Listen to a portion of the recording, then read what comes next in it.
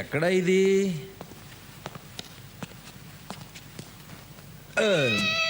Hello, మీతో మాట్లాడాలి. చెప్పు. ముందు కూర్చోండి. కూర్చుంటే కానీ చెప్పవా? ఏంటి ఎక్కువ మాట్లాడుతున్నావు? నేనేం ఎక్కువ మాట్లాడుతున్నానే?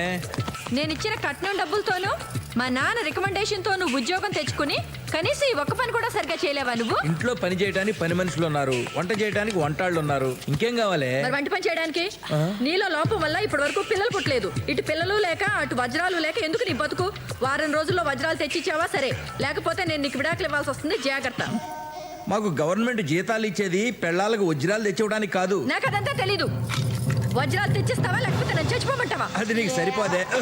ఊరికే నవ్వులాట కన్నా ఓసి పిచ్చి మొహమా, కూల్గా నా మాట విను.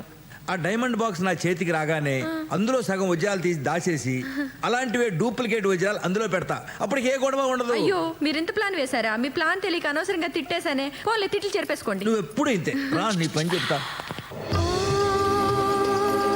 ఆస్తులు పెరిగితే అవసరాలు పెరుగుతాయి, అవసరాలు పెరిగితే ఖర్చులు పెరుగుతాయి, ఖర్చులు పెరిగితే సంపాదన పెరగాలి.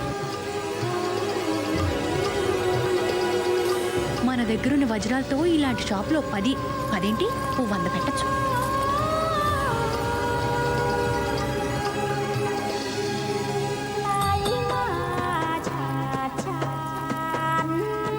ఏం కావాలమ్మా? షాప్ ప్రొప్రైటర్ కానీ మేనేజర్ కానీ ఎవరైనా ఉన్నారా? అన్నీ నేనే. ఓ, చూడమ్మా, ప్రస్తుతానికి మా దగ్గర ఉద్యోగాలు ఏం ఖాళీ లేవమ్మా. నా దగ్గర ఉన్నాయిలేండి.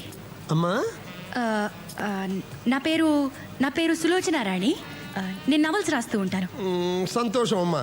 నేను నవలు చదవనమ్మా. అయినా ఎవరు చదివినా చదవకపోయినా రాసేవాళ్ళు రాసుకోవచ్చమ్మా, అమ్ముకోవచ్చమ్మా. నవలలు రాయడం నేరం ఏం కాదమ్మా. బోలియే, ఏం పని మీద వచ్చారో చెప్పండి. నా నవల్లో ఒక పాత్ర ఉందండి. ఆవిడికి ఒక నిధి దొరుకుతుంది. ఎన్నో 100 కోట్ల రూపాయలు విలువ చేసే వజ్రాలు దొరుకుతాయి. వాటిని అమ్మడం కంటే వజ్రాలు దుకాణం పెడితే బాగుంటుందని ఆవిడ అనుకుంటుంది. నవల కదమ్మా, ఎలాగైనా అనుకోవచ్చమ్మా. ఇది నవలన్న సంగతి పక్కన పెట్టండి. ఒక్కవేళ నాకే దొరికాయి అనుకోండి, నేనేం చేయాలి? దీనికి లైసెన్స్ అవసరమా? ఎవరికి అప్లై చేయాలి? ఫీ ఎంత ఉంటుంది? ఈ షో కేసులు ఫర్నిచర్లకు ఎంత అవుతుంది? షాప్ రెంట్ ఎంత? పగిడి ఎంత? ఇలాంటి వివరాలు మీరు నాకు చెప్పాలి. నవలు రాయడానికి ఇంత కష్టపడాలమ్మా? ఆయన తోచినట్టు రాసుకోవచ్చు కదమ్మా. ఎవరు చదువుతారు, ఎవరు అడుగుతారమ్మా? నేను ఏది పడితే అది రాసే రైటర్ని కాదండి. ఏదైనా సరే డీప్గా తెలుసుకుని కానీ రాయను. బంగారం కానీ వజ్రాలు కానీ మనం కొని అమ్మదలుచుకున్నప్పుడు వాటి నాణ్యత మనకు తెలియాలి కదా. అదెలా తెలుసుకోవడం? ఈ వ్యాపారంలో అందాజుగా లాభాలు ఎంతుంటాయి? ఇలాంటి వివరాలు నాకు కావాలి. నేను ఈ వ్యాపారం ఎత్తేసుకున్నాక తీరిగ్గా ఒక పుస్తకం రాస్తానమ్మా. నీకు కావాల్సిన వివరాలన్నీ ఆ పుస్తకంలో చదువుకోవచ్చమ్మా. ఇప్పుడు కాస్త గిరాకీ టైం కదమ్మా, నన్ను కాస్త వ్యాపారం చేసుకొని అమ్మా. వచ్చే మంగళవారం రండమ్మా. అప్పటిదాకా మాఫ్ కరో అమ్మా. చాలా థ్యాంక్స్ అండి. రేపు మంగళవారం పొద్దునే వస్తానండి. పొద్దున్నే అంటే 10 తర్వాత అమ్మా మా షాప్ తెరిచేది. ఓహో, వస్తానండి. గొప్ప గిరాకీరా బాబు. మీకు మామూలు ఇవ్వడం మామూలే కానీ ఈ మధ్య మామూలు కంటే ఎక్కువ మామూలు వసూలు చేసేస్తున్నారు సార్.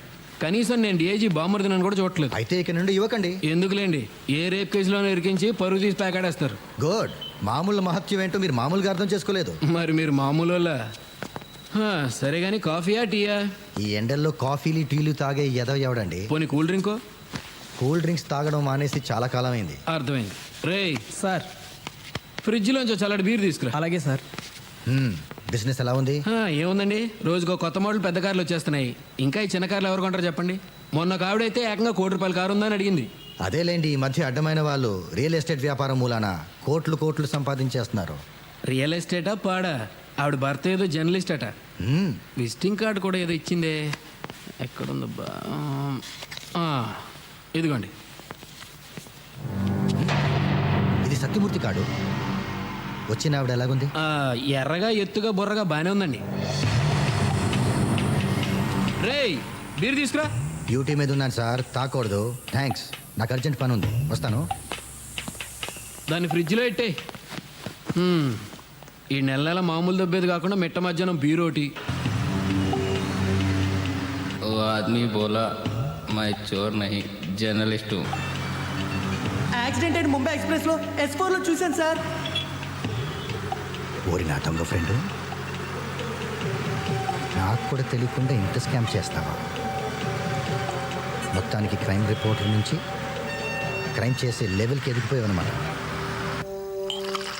ఎంతకన్నా కాస్ట్లీ స్కాచ్ లేదా బావా? స్కాచ్కి కూడా ఓ పేరు ఏడుస్తుంది కదరా. నీకు కావాల్సిన స్కాచ్ పేరేంటో చెప్పు. పేర్లు తెలియాలేంటి? మొన్న కావిడ మా షోరూమ్కి వచ్చి ₹1,00,00,000 కారు అడిగింది. కారు పేరు చెప్పిందా? ₹1,00,00,000 కారు అడిగిందా? ఎవరు ఆవిడ? ఆవిడ ఇచ్చిన కార్డుని బట్టి చూస్తే ఆవిడ ఆఫ్టర్ ఆల్ క్రైమ్ రిపోర్టర్ గారి వైఫ్. మన ఇంటికి కూడా ఇల్లు కొంటామని చెప్పి 2 లేడీస్ వచ్చారు. వాళ్ళల్లో ఒకటి మాత్రం నడమత్రపు సిరొచ్చిందల్లా ఉంది. తను కూడా తన మొగుడేదో క్రైమ్ రిపోర్టర్ అని చెప్పి కార్డు కూడా ఇచ్చింది. ఆ కార్డు తీసుకురా. అవును బావా, నాకు చిన్న డౌటు. మీ సిఐ సూర్యరెడ్డికి కూడా ఇదే విషయం చెప్తే నీకులాగే డౌట్ఫుల్ ఫీజు పెట్టాడు. పైగా హడావిడిగా కార్డు తీసుకెళ్ళిపోయాడు. కొంపతీసి ఆవిడే మానవ బాంబు కాదు కదా? మానవ బాంబో మనీ బాంబో చెప్తానుండు. ఇదే ఆ కార్డు. నువ్వు వాడికి ఇచ్చిన కార్డు ఇది ఒకటేనేమో చూడు. సేమ్ టు సేమ్ బావా.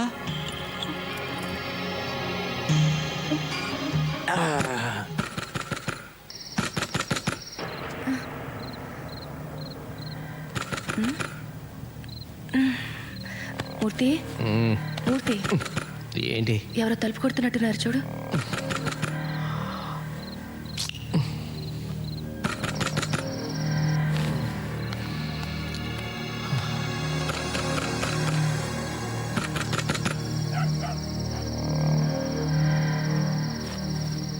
ఎవరు?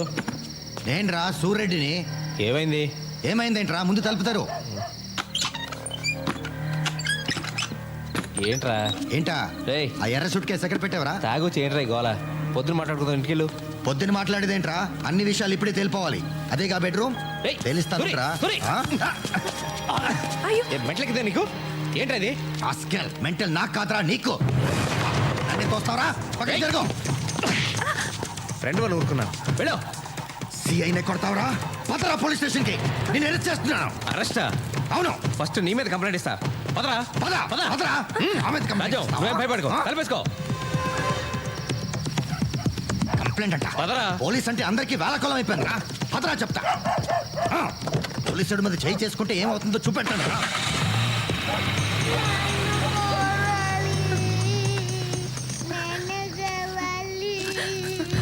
తల్లి కనక మహాలక్ష్మి, మమ్మల్ని నువ్వే కాపాడాలి. సిరి, భయపడకమ్మా. వజ్రాలు వద్దు, పాడు వద్దు. మేం బాగుంటే అదే 10,000. ఇప్పుడు మమ్మల్ని ఆదుకునే వాళ్ళెవరు? చంద్రరావు.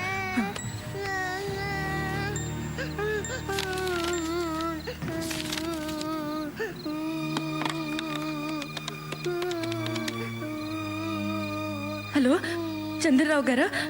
నేను స్వరాజ్యలక్ష్మిని. చెప్పండి. మీరు వెంటనే మా ఇంటికి రావాలి. ఏమైందండి? ఎందుకు ఏడుస్తున్నారు? మీరు ఇమ్మీడియట్గా రండి ప్లీజ్. ఓకే, నేను వెంటనే వచ్చేస్తున్నా. ఓకే. నీలాద్రి గారు చెప్పాడా? ఎవడు చెప్తా ఏంట్రా? చూడ్డానికి అమాయకంగా కనిపిస్తావురా నా కొడక. నీ అంత మాయగాడి ప్రపంచంలోనే ఉండడు. ఒకటా రెండా 500 కోట్లు విలువైన వజ్రాలు కొట్టేశావు కదరా. ఏంట్రా నువ్వు మాట్లాడేది?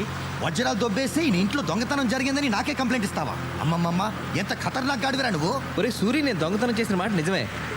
అది కూడా అందరూ దోచుకుంటుంటే ఆశ పుట్టి కొన్ని నగలు, ఓ ఎర్ర సూట్ కేసు కొట్టుకొచ్చాను. కానీ దాంట్లో సఫారీ షూట్లు తప్ప ఏమీ లేవు.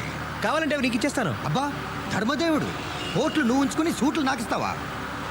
అరే నన్ను నమ్మరా. మీ ఆవిడేమో కార్ల కంపెనీలకు వెళ్ళి కోట్లు విలువ చేసే కార్ల గురించి ఆరాలు తీసి ఆర్డర్లు బుక్ చేస్తుంటే వెరీ నా కొడుకులాగా నువ్వు చెప్పింది నేను నమ్మాలి?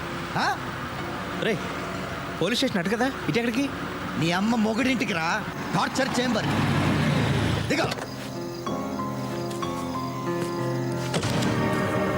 దిగో. నువ్వు ఫారెన్ టూరిస్ట్వి కదా, చూపెడతా రా. రేయ్, ఎక్కడ తీసుకొచ్చారా? ఎక్కడికా? వ్యధ వేషాలు వేయడానికి ప్రయత్నించుకో. సూరి, చూపెట్టాను రా. రేయ్, కూర్చో. కూర్చో.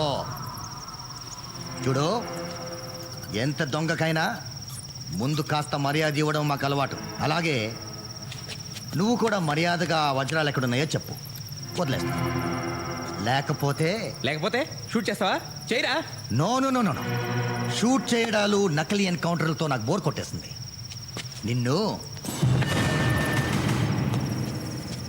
నువ్వు నిజం కక్కేదాకా దీంతో ఏ కీలు కా కీలు నరికేస్తాను.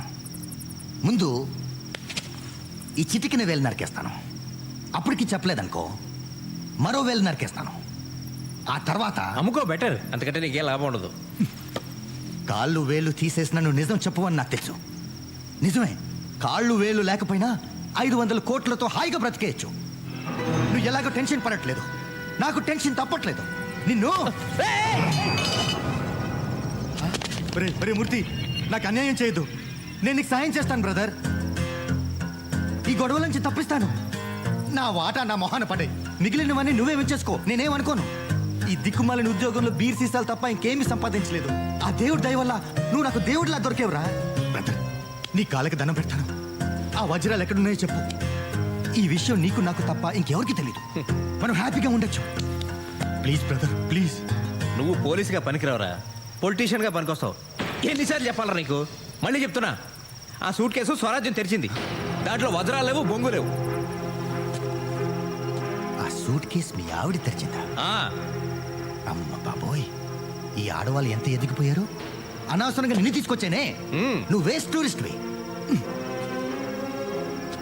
మీ ఇంటికి వెళ్ళొస్తా. Good idea. రేయ్ రేయ్ రేయ్ సూరి, రేయ్ సూరి సూరి రేయ్, నీకు మటుకు నేను వాటా ఇవ్వండి రా. సూరి తలుపుది. రేయ్,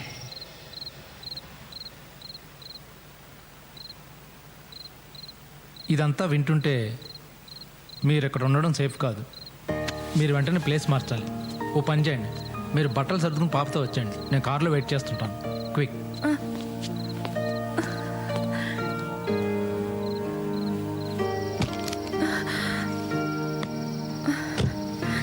స్వరాజ్యం గారు, డైమండ్స్ తెచ్చారా?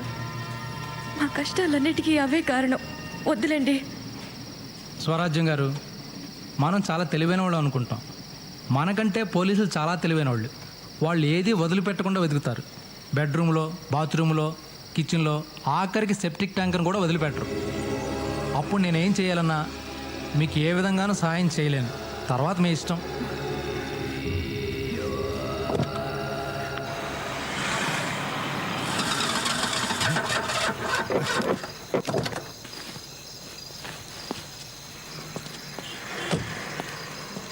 Shit! Puncture! Damn! Auto! Auto! బాబు, త్వరగా పోనీ. మల్కాజ్గిరి.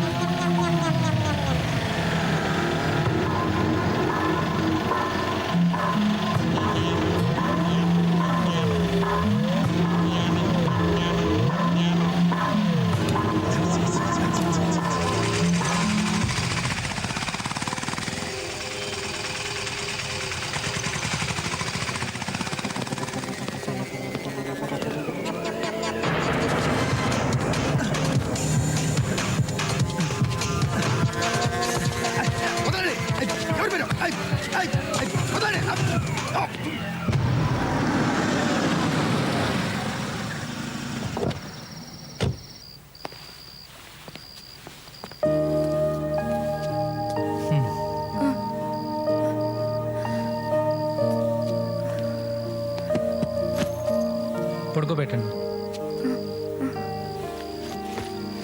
స్వరాజ్యం garu, now you're in safe place. మీరు రెస్ట్ తీసుకోండి.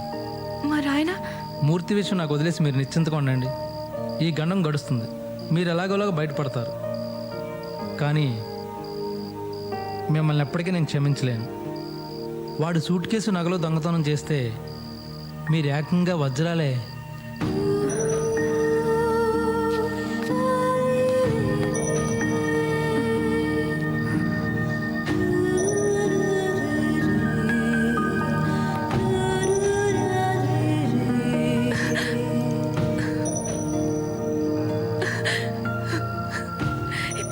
చూస్తుంటే నాకే అసహ్యం వేస్తుంది.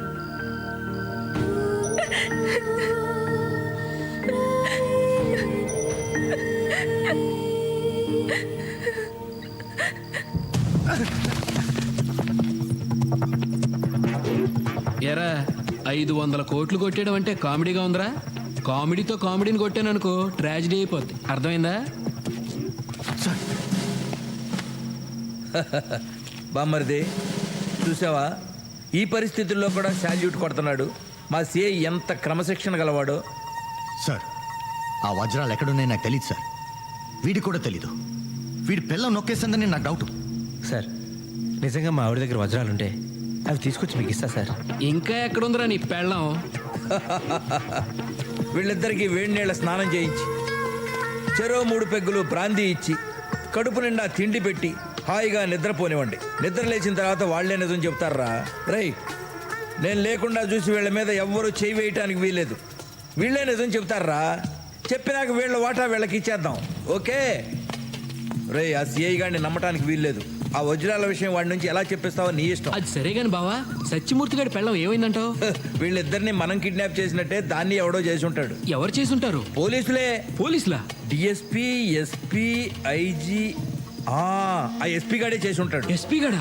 అవునరా, పోలీస్ అయ్యుండి కిడ్నాపులు చేస్తాడా? చిచ్చి రాను రాను పోలీసుల అక్రమాలు ఎక్కువైపోతున్నాయి. డిఐజీ అయ్యుండి నువ్వు ఇద్దరిని కిడ్నాప్ చేయగలేంది ఎస్పీ ఒక్కడిని చేస్తే వచ్చిందా? ఎంతమందిని రంగంలో దిప్పితే మాత్రం ఏమైంది? అడుగడుగున అవినీతి పరులు. అవును సార్. ఎవరిని నమ్ముతావయ్యా? అట్ట కాదు కానీ ఒక వారం రోజులు మన ప్రోగ్రాంలు క్యాన్సిల్ చేసి హైదరాబాద్ లో మకాం పెడదాం, సూట్ కేసు తిరిగి వద్దాం. అయితే పొద్దున్నే సూట్ కేసు సర్దుకొచ్చేయమంటారా? అదే సార్, బట్టలు బ్రష్లతో మాత్రమే. అట్టగే ఏడు. మీరు పొద్దున దాకా బాల్స్తో ఆడుకోండి. అలాగే.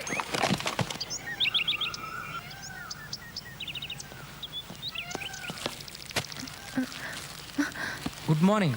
సారీ డిస్టర్బ్ చేసినట్టున్నా? లేదండి. కాఫీ టిఫిన్ తీసుకొచ్చాను. థ్యాంక్స్. నేను బయటికి వెళ్తున్నాను. మీకు ఏమైనా కావాలంటే కిచెన్లో తీసుకోండి. నేను సూర్యుడిని కలిసి మధ్యాహ్నం కల్లా మూర్తిని తీసుకొచ్చేస్తాను. ఇక్కడ మీకేం భయం లేదు. చెప్పడం మర్చిపోయాను, ఫోన్ ఇస్తే మాత్రం ఎత్తద్దు. అలాగే మీరు ఎవరికి చేయకండి. మరి ఆయన? Don't worry, I will take care of everything. Okay? ఆ సత్యమూర్తి గారి పెళ్ళాం ఎంత దొంగదో చూసావా? సాక్షాత్తు ప్రైమ్ మినిస్టర్ గారి డైమండ్స్ కొట్టేసి ముగుడికి కూడా చెప్పకుండా దాచేసి మోసం చేసింది. మా పోలీసులందరినీ వెర్రివేధవలను చేసి ఆడించింది. నీలాంటి అమాయక పాట వాళ్ళందరూ ఉసురు పోసుకుంటోంది. అన్ని వజ్రాలు ఏం చేసుకుంటుందే? మన వాటా మనకిచ్చి దాని వాటా తీసుకుంటే మనం ఏమన్నా వద్దంటామా? ఆశకు కూడా అంతుండాలి. దుర్మార్గురాలు. సత్యమూర్తిని పోలీసులు ఎత్తుకెళ్ళారా? తప్పు చేస్తే సత్యమూర్తిని ఏంటి, సత్య హరిచంద్రనే ఎత్తుకుపోతారు. ఆయన శవాల మీద నగలెత్తుపోతూ ఊరుకుంటారా ఏంటి? కాదా సార్, పక్కన వాళ్ళు మోసం చేస్తే ఇలాగే జరుగుద్దండి. కరెక్టే. ఇప్పుడు పోలీసు వాళ్ళ కన్ను పక్కోడ మీద పడింది. సార్ ఇప్పుడు నన్ను ఏం చేయమంటారు?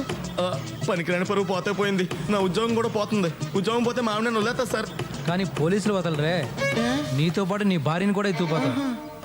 ఏంటి స్వరాజ్ ఒకటి పోలీసులు ఎత్తిపోయారా? అమ్మ బాబోయ్, దొంగ సమ్మొద్దు. మీ పెద్దనాన్నగారు చచ్చిపోతే వచ్చే ఆస్తి చాలని చెప్పాను, విన్నారా? ఇప్పుడు నన్ను పోలీసులు ఎత్తిపోతే నేనేం చెయ్యనురా దేవుడు? నువ్వేం చెయ్యగలదే, వాళ్ళే చేస్తారు. పెద్ద ఫ్యాషన్ టీవీ మోడల్ మెల్లో నగలేసుకుని టిక్కు టిక్కుమంట తిప్పుకుంటూ తిరిగినప్పుడు తెలియదు అంటానే. మేము అలా నడవలేదు. ఇంకా సండాలంగా నడుచుంటావు. సార్, లాయర్ గారు, ఈ కేసు నుంచి మీరే నన్ను రక్షించాలి సార్. మిమ్మల్నే కాదు, సత్యమూర్తిని అతని భార్యని కూడా రక్షించాలి.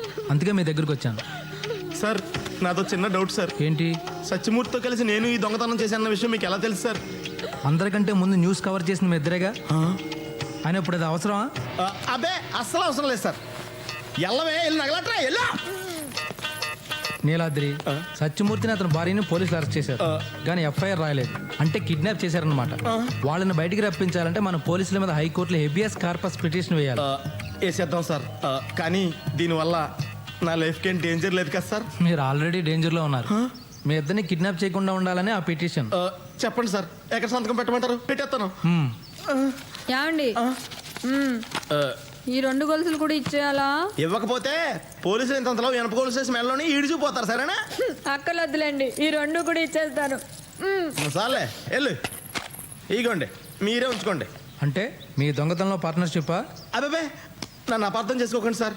నా పేరు బయటికి రాకుండా మీరే అలాగే నీ నగల పోలీసులకు అందజేసేయండి సార్.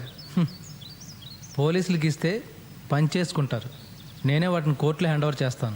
సార్ మళ్ళీ అడుగుతున్నానని కోపడకండి సార్. నేనే ఈ దొంగతనం చేశానని మీకు ఎవరు చెప్పారు సార్? ఇంకోటి చెప్పాలా, నీకంటూ ఫేస్ వాల్యూ ఉందిగా.